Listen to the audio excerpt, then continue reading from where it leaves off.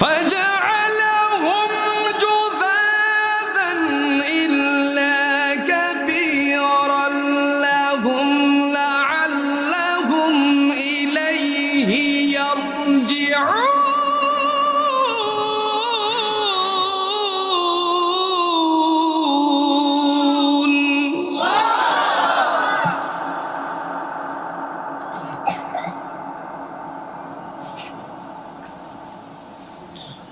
قالوا من فعل هذا بآلهتنا